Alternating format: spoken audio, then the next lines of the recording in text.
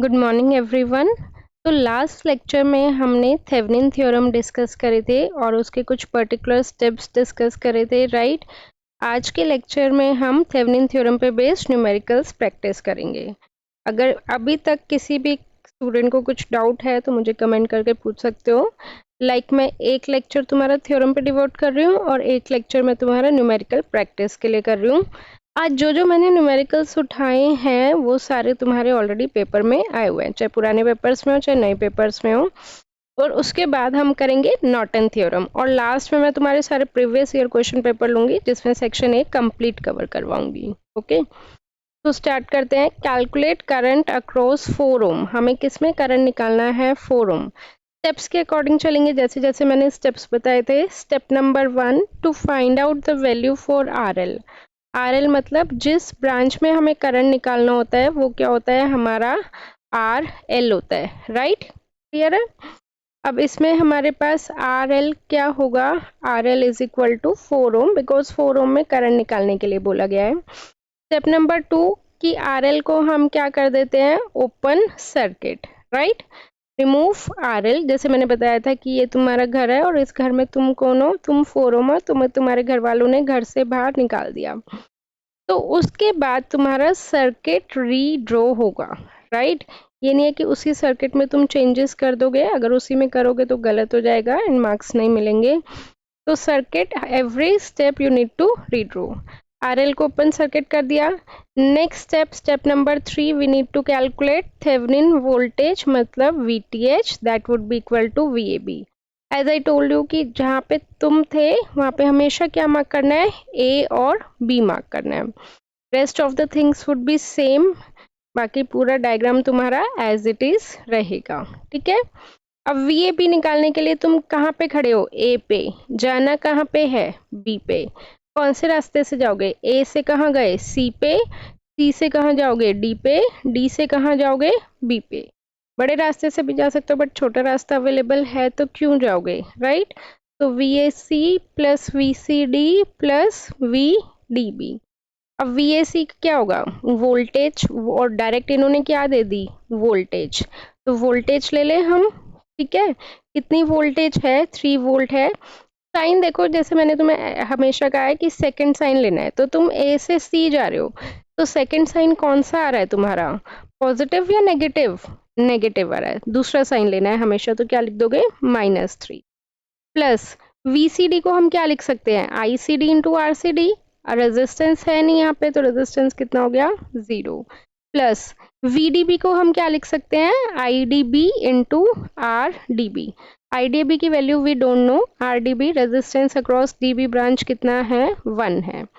अब हमें वीएबी की वैल्यू पता करने के लिए आईडीबी की वैल्यू पता होनी चाहिए, राइट। अब तुम्हें पता है कि करंट जब भी निकालना होता है हम या तो मेश से निकालते हैं या फिर कैसे निकालते हैं? नोडल से निकालते हैं। तो बेटर है मेश यूज कर लो। अब एक चीज और मैंने तुम्हें बताई थी कि जैसे जैसे तुम चल रहे हो करंट भी कैसे जाएगा? तुम्हारे पीछे पीछे, राइट। तुम कैसे जा रहे हो? डी से बी, तो करंट भी कैसे जाएगा?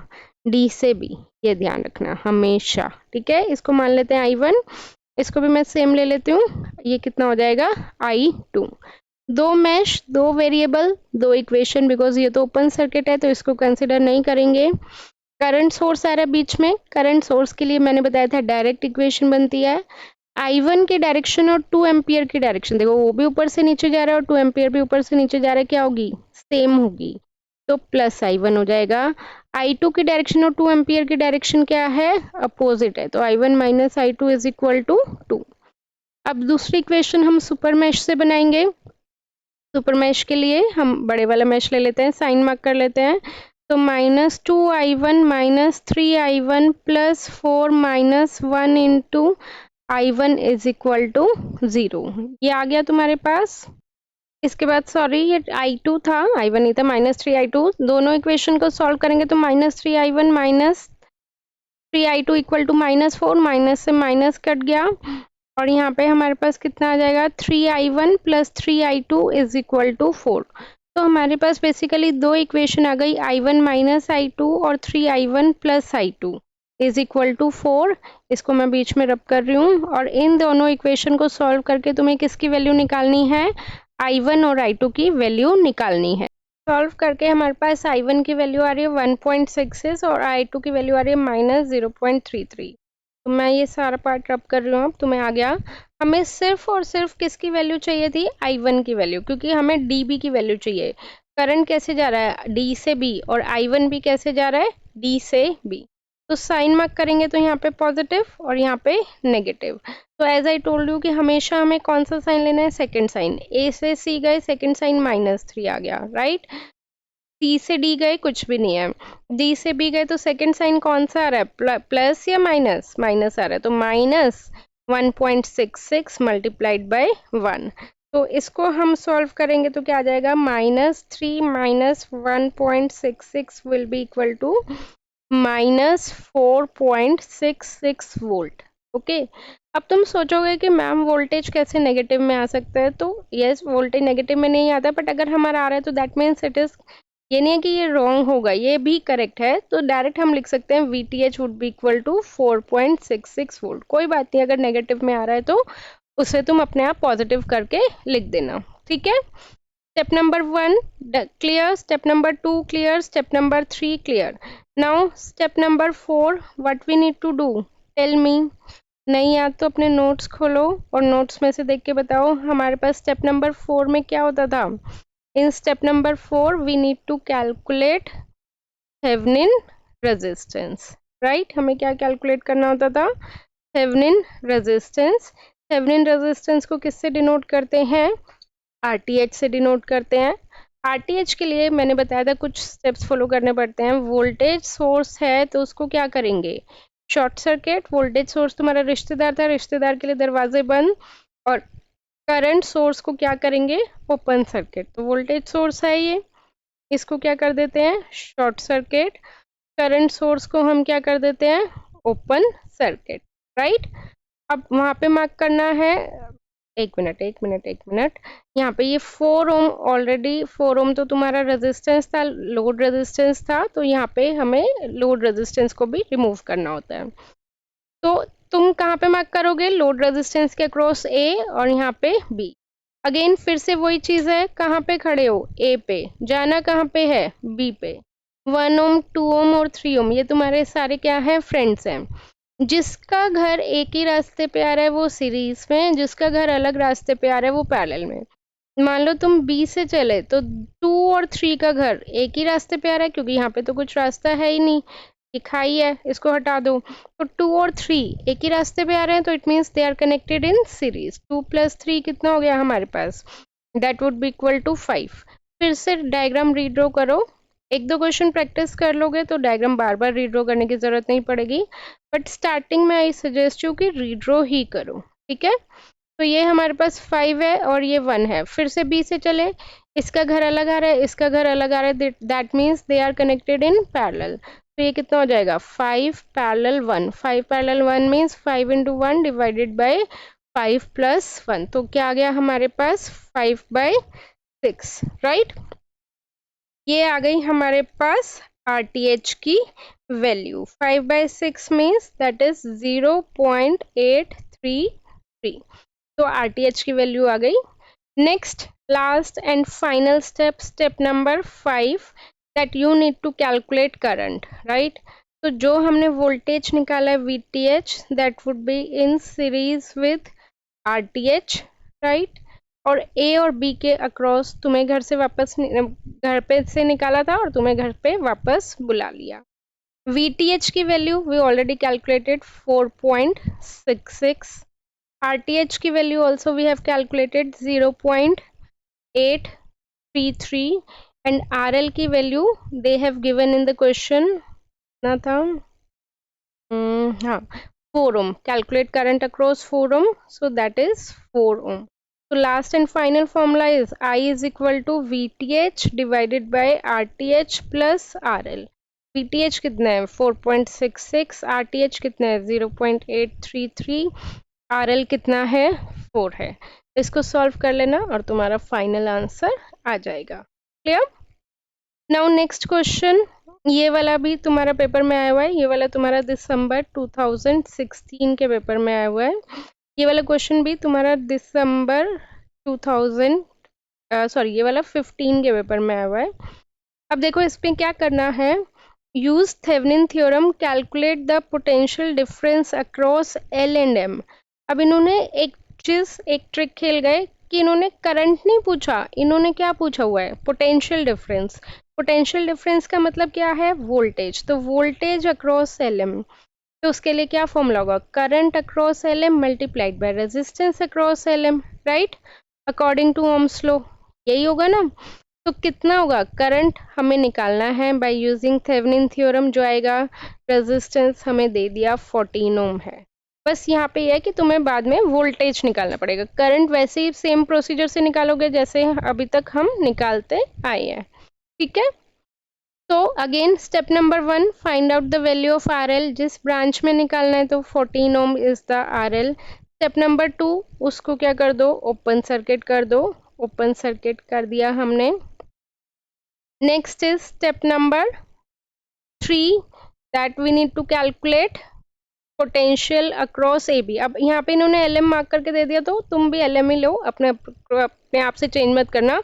इन्होंने दे दिया तो इन्हीं के ही अकॉर्डिंग चलना है, हम अपनी मर्जी नहीं चला सकते, ठीक है। ये मान लो सी है, ये डी है। अगेन तुम कहाँ पे खड़े हो, एल पे, जाना कहाँ पे है, एम पे। एल से कहाँ जाओगे, सी पे, सी से कहाँ जाओगे, डी पे। अब देखो यहाँ पे बैटरी और रेजिस्टेंस दोनों ही आ गए। मैंने तुम्हारा हर क्वेश्चन डिफरेंट डिफरेंट कैटेगरी का लिया है ताकि तुम्हारा बेस कंसेप्ट क्लियर हो जाए। जब भी बैटरी और रेजिस्टेंस दोनों ही चीजें आ जाती है तो बीच में एक पॉइंट मार्क कर लो, कोई भी रैंडमली ई, ठीक है। तो अब सी से पहले कहाँ पे जाओगे तुम, ई पे जाओगे। ई से कहाँ पे जाओगे, डी पे जाओगे। और डी से कहाँ पे जाओगे, वापस आ गए एम पे, ठीक है। ये चीज मार्क कर लो अलग से, कहीं नोट्स बना रहे हो तो, कि बैटरी और रेजिस्टेंस दोनों आ जाएगा तो उनके बीच में एक सेपरेट पॉइंट मार्क करना है। अब देखो एल और सी ओपन सर्किट है, खत्म, 0। डी और एम ओपन सर्किट है, खत्म। सी ई की वैल्यू इन्होंने डायरेक्ट दे दी। अगेन मैंने बोला है सेकंड साइन लेना, तो सेकंड साइन माइनस हो जाएगा, -12। अब ई डी, वी डी कितना हो जाएगा हमारे पास, I E D into R E D. Resistance कितना हो गया, 6। तुम कैसे जा रहे हो, ई से डी, तो करंट भी कैसे जाएगा, ई से डी। तो पॉजिटिव नेगेटिव, सेकंड साइन लेना है तो सेकंड साइन क्या आ रहा है, माइनस आ रहा है, राइट। अब अगर हमारे पास ईडी की वैल्यू हमें पता लग जाए तो हमारा वीएबी की वैल्यू, सॉरी वीटीएच की वैल्यू आ जाएगी, राइट।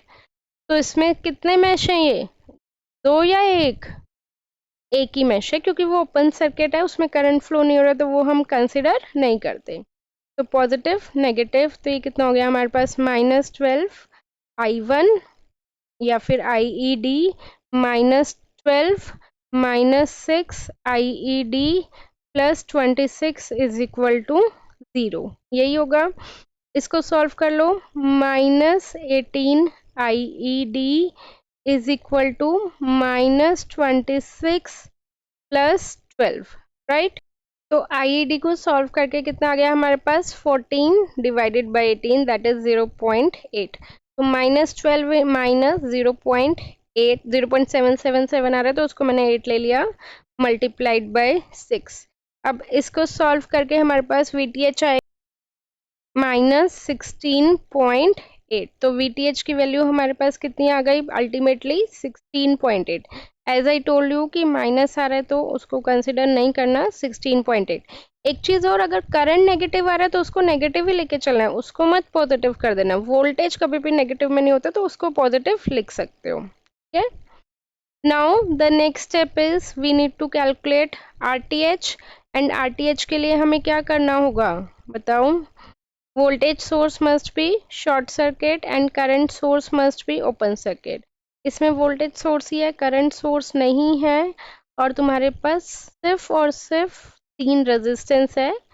तुम कहाँ पे खड़े हो, एल पे, जाना कहाँ पे है, बी पे। देखो मैं हर बार सेम स्टेप्स बोल रही हूँ, तुम्हें कंफ्यूजन ना हो।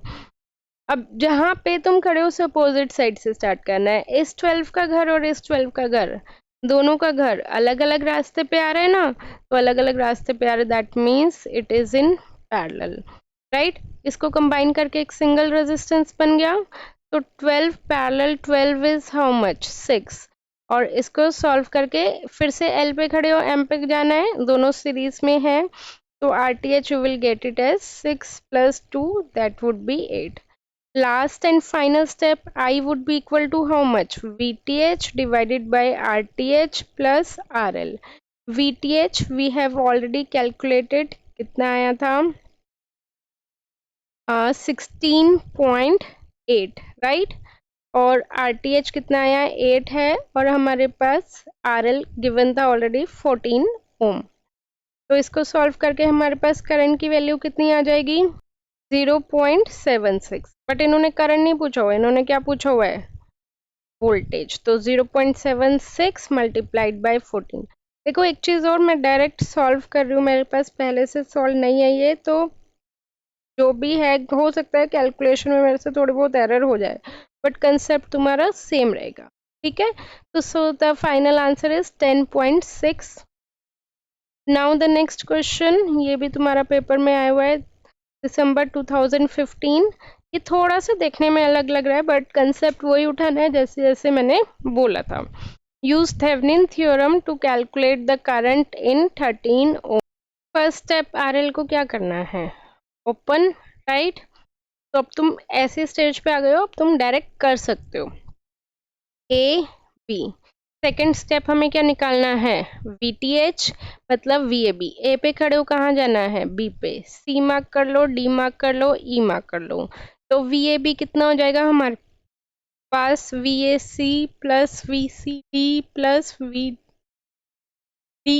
Plus VEB, right?